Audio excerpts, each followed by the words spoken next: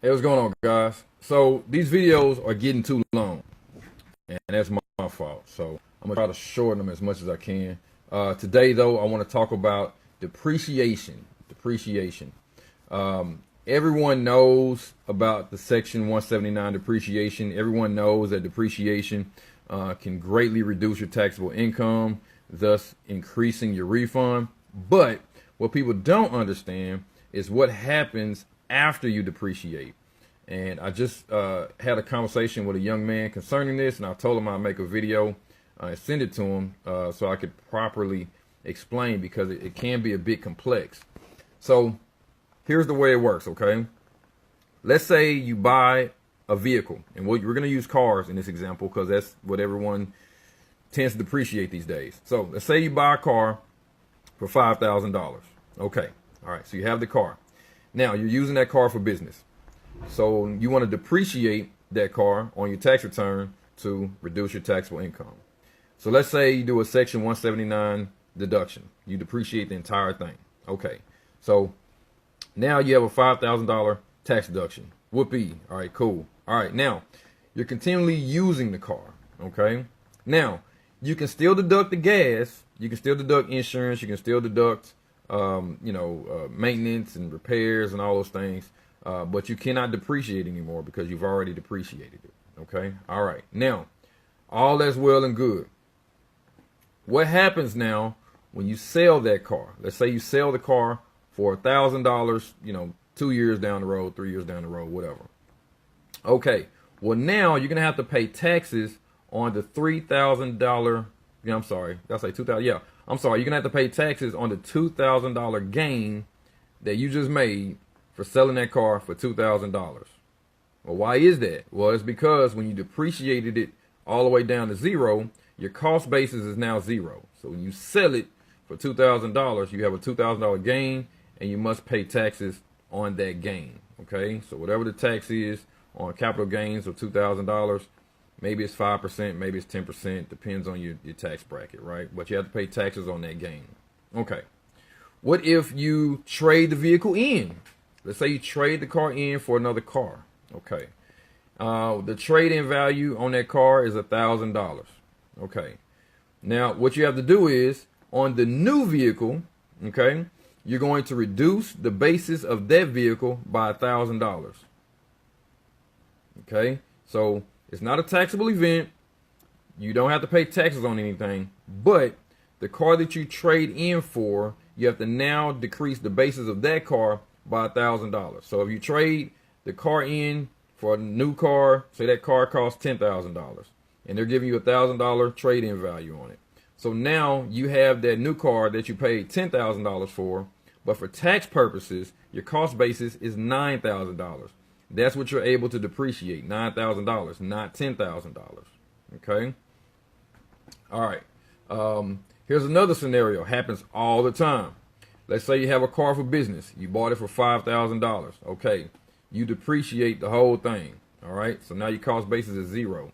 Okay. Now you're no longer in business. You don't do that business anymore. Maybe you were driving Uber and you decided to stop driving Uber. Well, now you've converted that business asset to a personal asset. Okay. When you convert a business asset to a personal asset, it's like you're selling the car to yourself. Okay. So now what you're going to have to do is you're going to have to pay taxes on the fair market value of that vehicle when you sell it to yourself. So let's say 3 years from now, you sell the vehicle to yourself. You transfer it from business asset to a personal asset. Okay. And at that time that you do that, the car is worth $1,000. Okay. Well, now you have a tax liability, not of $1,000, but you have a tax liability on the $1,000 gain. Okay. All right. So let me show you how this stuff works. We're going to be looking at the IRS website here. This is bonus depreciation. We kind of already talked about that. You can elect to depreciate 100% of the asset. Here we go. And this is the change to the luxury automobiles and personal use property. So if you have like, you know, $100,000 bins, you're only allowed to deduct $10,000 the first year, even though Benz has a 5-year life on it, right? Which means you can deduct $20,000, right? In the first year, there's a cap on it. You're only allowed to deduct $10,000. Can't deduct the full $20,000. And same goes for the bonus depreciation, as you see there. The max is $18,000. So even if you have a $200,000 vehicle, you're only allowed to deduct $18,000 the first year if you're using the 100% bonus depreciation. All right. So this one is concerning what happens when you change from business to personal use. Okay, we've already talked about this.